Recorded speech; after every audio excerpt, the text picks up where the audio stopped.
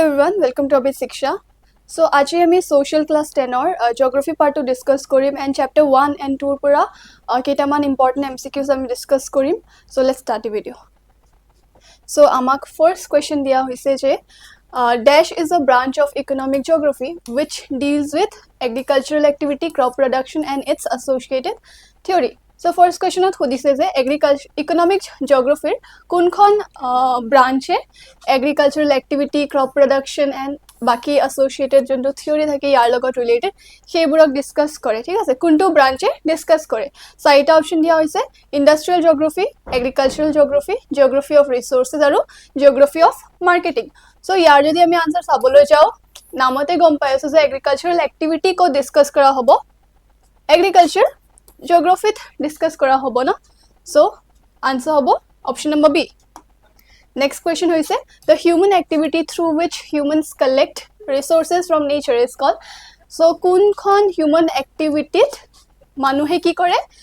nature or pra resources collect kore thik ase amar logot human activity keita types or ase saita types or ase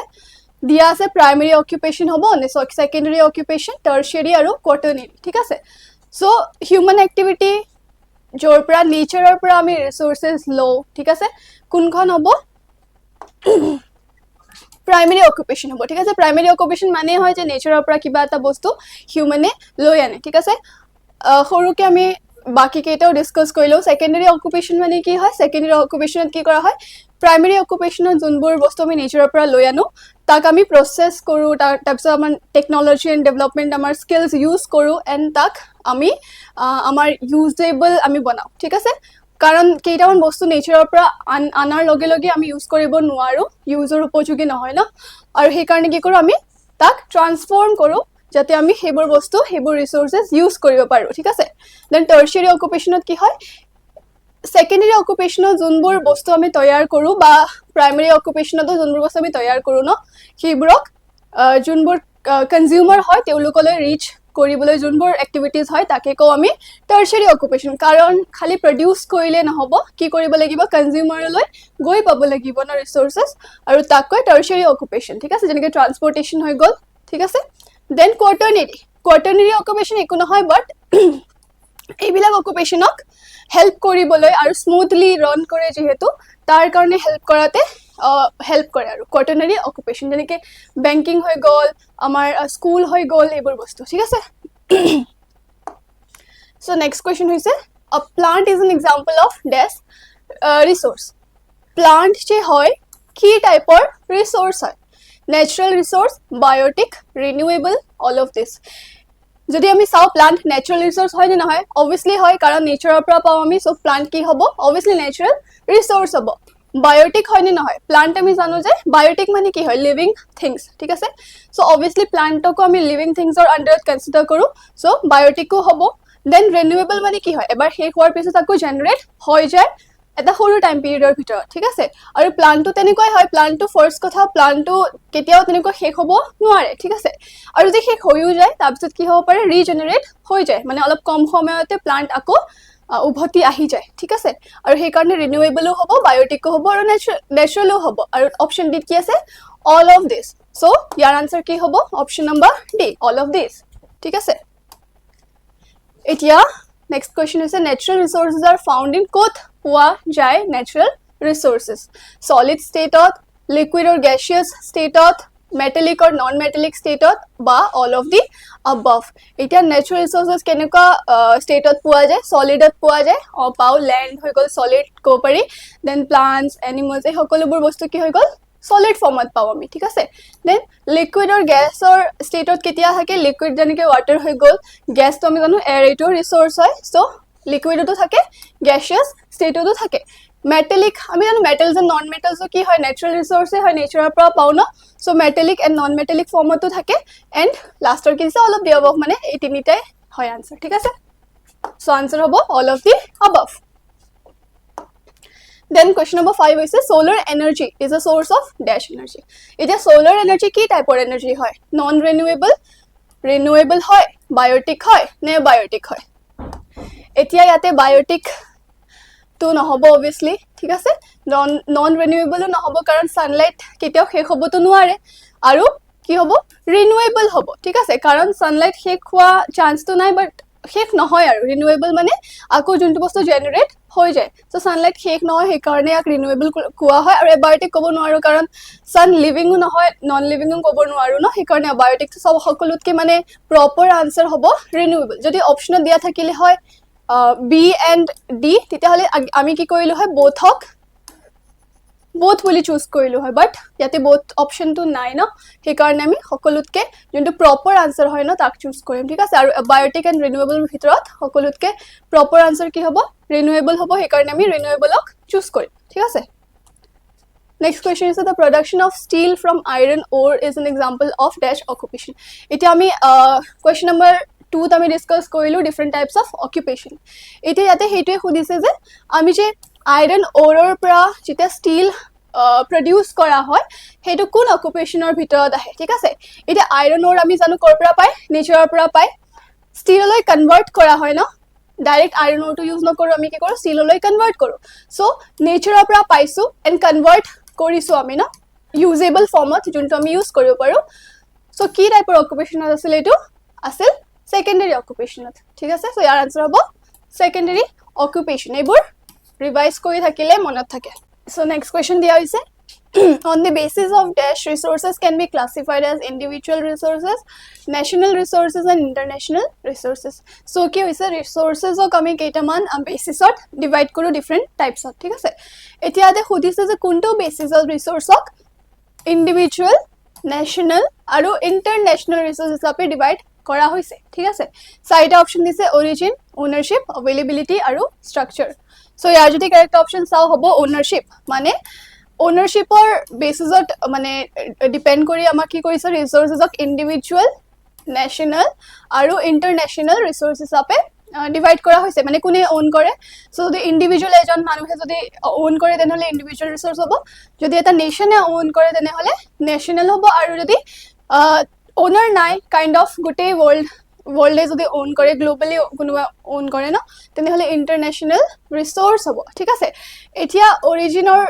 বেসিছত কিমানটা টাইপছত divide কৰা হৈছে 3 টাইপছত divide কৰা হৈছে natural resource hobo then amar hobo man made resource aru then hobo human resource thik ase availability er upor depend kori ako duta type or divide kora hoise renewable and non renewable thik ase and then last structure er upor depend kori again duta type or divide kora hoise biotic and biotic thik ase so ebur asil classification of resource The materials found on the earth which are neither useful nor harmful to man is called so keitaman materials ki hoy orthot puwa jay jibur amar karone manuhor karone useful no hoy aru harmful no hoy thik ase so ki type or resource boli ko hebilak bostu thik ase so first option is a resource national resource human resource aru neutral stuff ami janu je jodi useful no hoy harmful no hoy tene hole keneka type hobo neutral hoy na mane harmful no hoy neutral mane ki hetu neither harmful hobo nor useful hobo so yate answer hobo neutral stuff mane dutai na hoy thik ase resource or to definition janu ami then national resources mane এতিয়া national মানে কি এইমাত্ৰ বুজাইছিলো না যে nation এ own কৰে so ইয়াতে তো হেটো খুধাই নাই যে কোনে own কৰে না আকৌ human resource না হ'ব neutral stuff হ'ব কাৰণ harmful নহয় আৰু useful নহয় ঠিক আছে Next question about the resources which are found only in certain parts of the world are known as etia junbur resources keitaman mane hokolu thait na pai keitaman certain parts ot puwa je hebur resource ki boli koa hoy thik ase saita option ase localized resources ubiquitous resources national resources aru natural resources ya jodi answer sao localized hobo namot ase no local boli localized mane eta local area puwa jay aru tar bahire puwa na jay aru etu resource thik ase etia next question sao which is the most important resource of our country eta country hokolutkoy important resource ki hoy thik ase man made resource human resource technological resource biotic resource hokolo resource dekhute ki lagi ase important lagi ase but কি হয় human resource এটা দেশৰ সকলোতকৈ important resource হয় ঠিক আছে মানে এটা কান্ট্ৰি সকলোতকৈ ইম্পৰ্টেন্ট কি হ'ব সেই কান্ট্ৰি হিউম্যান বোৰ ঠিক আছে সকলোতকৈ ইম্পৰ্টেন্ট হ'ব কাৰণ হিউম্যানে বাকি বিলাক ৰিসোৰ্সক ইউজফুল বনাবলৈ ট্ৰাই ইউজফুল বনাবলৈ পাৰে ন সেইকাৰণে ঠিক আছে Next question about the commodities that are harmful to men are called যোনবোৰ communities menor কাৰণে কি হয় harmful হয় সেইবোৰ commodities কি বুলি কোৱা হয় ঠিক আছে neutral stuff resistance recycling of resource innovation of resource so এইমাত্ৰ আমি অলপ আগতে কি question গম পাইছিলো যে neutral stuff কি হয় যোনবোৰ harmful নহয় আৰু useful নহয় বৰ্তমানে শুনিছে harmful কি হয় so harmful কি হ'ব resistance বুলি কোৱা হয় harmful যোনবোৰ থাকে মানুহৰ কাৰণে recycling মানে তো নহব কাৰণ ইয়াতে harmful কৈছে recycling কৰা harmful তো নহয় recycling আমি জানো কি হয় that innovation ও নহব ঠিক আছে so কি হ'ব resistance next question আছে acid rain generally occurs in the region কোনখন regionত acid rain generally হয় ঠিক আছে polar region forest areas industrial areas নে grassland areas এটা আমি জানো যে acid rain কেতিয়া হয় যেতিয়া pollution বহুত বেছি হয় এটা pollution কোনখন এৰিয়াত বেছি হ'ব polar regionত pollution হ'ব পাৰে বাট আমি নাজানো এতিয়া এতে কোৱা নাই ন forest areasত pollution নহব ইমান বেছি grasslandতো ইমান হোৱা chances নাই বাট industrial areasত হয় বহুত pollution ঠিক আছে সেইকাৰণে industrial areaত কি হ'ব acid rain হোৱা chance বেছি থাকে আৰু যাতে দেখাও যায় So the number of environmental problems can be geographically divided into so environmental je problems por thake tak geographically keitaman categories at divide kora hoy thik ase so keita category divide kora hoy boli khudise 3 categories 5 categories 4 categories or 6 categories So answer ki hobo 3 categories. So tinita category ki kora hoy environmental problems of divide kora hoise ki hoise category hoise localized problem hobo localized environmental problem then hobo amar regional environmental problem aru hobo global environment problem ঠিক আছে এতিয়া localized মানে কি হয় localized মানে তো local area লৈ থাকে ঠিক আছে তাৰ বাহিৰত না যায় then regional কি হবে এটা অলপ ডাঙৰ geographically ডাঙৰ region যোনটো হ'ব তাতে হ'ব and global মানে জানো globally হ'ব গোটেই worldত হ'ব ঠিক আছে তেনেকুৱা problems হয় so তেনেকৈ divide কৰা হৈছে then next question হৈছে which of the following is not a source of land pollution so land pollution or এই সাইট অপশনৰ পৰা কোনটো সোৰ্স নহয় ঠিক আছে ইন্ডাস্ট্ৰিয়াল ওয়েস্ট ৰেডিওএক্টিভ সাবস্টেন্স এফৰেষ্টেশন আৰু acid rain so land pollution কোনটো অপশনৰ পৰা হ'ব নোৱাৰে ল্যান্ড পলিউশন ঠিক আছে এফৰেষ্টেশন obviously কাৰণ এফৰেষ্টেশন মানে কি হয় planting of trees ঠিক আছে সো tree plant কৰিলে ল্যান্ড পলিউশন তো নহয় ঠিক আছে বাকি সকলো বস্তুৰ পৰা হয় এসিড ৰেইনৰ পৰা হয় ৰেডিওএক্টিভৰ পৰা হয় এন্ড ইন্ডাস্ট্ৰিয়াল ওয়েষ্টৰ পৰাও হয় ঠিক আছে Next question about an example of a local environmental problem is অলপ আগৰ কোৱেশ্চনৰ লগত ৰিলেটেড হয় সো ইয়াতে কেইটামান অপশনস এক্সাম্পলস দিয়া হৈছে তাৰ পৰা কোনখন এক্সাম্পল টু লোকাল এনভায়ৰনমেন্টাল প্ৰবলেমৰ এক্সাম্পল হয় লোকাল মানে আমি কি গম পাইছিলো যে এটা লোকাল এৰিয়া লৈ থাকিব তাৰ বাহিৰত নহব so rise of sea level flood problem of Brahmaputra valley limited land pollution caused by a small scale industry আৰু লাস্ট কি হৈছে problem of desertification in the North America continent ঠিক আছে সো ইয়াৰ যদি আনসার চাও limited land pollution caused by a small scale industry etu just eta local environmental problem hobo ঠিক আছে এটা rise of sea level কি hobo global problem হয় না then flood problem of Brahmaputra etu কি hobo regional environmental problem hobo karon region to ডাঙৰ হয় then desertification etu regional hobo karon north american continent or কথা কৈছে so small scale industry কথা কৈছে না ইয়াতে land pollution হৈ আছে so etu hobo amar local environmental problem or example ঠিক আছে next question is consider the statements A and B about the environment and choose the correct answer so দুটা statement দিছে আৰু কোনখন right answer হয় কব দিছে ঠিক আছে the condition created by four major interconnected spheres of the earth is called the environment এটা environment or এটা definition kind of দিছে যে কৈছে যে যোনটো condition create হয় কিহৰ পৰা interconnection দ্বাৰা car interconnection four major spheres of the earth ঠিক আছে earth চাৰিটা major spheres থাকে না আৰু তাৰ interconnection যেতিয়া হয় আৰু তাৰ পিছত কি create হয় environment create হয় এটা শুদ্ধ হয় নে ৰং হয় ঠিক আছে এটো obviously true হয় then কৈছে environment is changing in terms of space and time so time and space or লগত environment change হৈ আছে নেকি হৈ আছে আমি জানো হৈ আছে environment আগত যেনেকৈ আছিল 100 years back যেনেকৈ আছিল এতিয়া তেনেকৈ আছে জানো নাই না so change হৈ আছে মানে দুটাই অপচন কি হয় correct হয় so both A and B are true Then question কৈছে which among the following factors are responsible for the rapid change of the earth's environment so কেইটামান factors দিছে আৰু কোনটো factor কি হয় responsible হয় যে আমাৰ earthৰ যে environment হৈ আছে না এটা বহুত বেছি rapidly change হৈ আছে কোনবোৰ factorৰ কাৰণে ইমান changes হৈ আছে ঠিক আছে so population growth industrialization forestation urbanization so কৰ পৰা হৈ আছে ঠিক আছে ইয়াৰ যদি correct option চাও option number B হ'ব 1 2 and 4 so population growth population বাঢ়োতে কি হয় environmentত effect হয় নে নহয় obviously হয় industrializationত হয় নে নহয় হয় obviously forestationত ভাল হিচাপে হয় change but ইয়াতে ভাল হিচাপত কোৱা নাই আমাক অলপ kind of bad হয় না bad changesৰ কথা কৈছে ঠিক আছে so forestation good change হয় so forestation year answer to নহব and কি হ'ব urbanization হলে কি হয় forest কাটিব লগা হয় deforestation বহুত হয় না আৰু তাৰ কাৰণে কি হয় environment বহুত change হয় in a bad way ঠিক আছে so answer কি হ'ব 1 2 and 4 so next question খুদিছে consider the following statements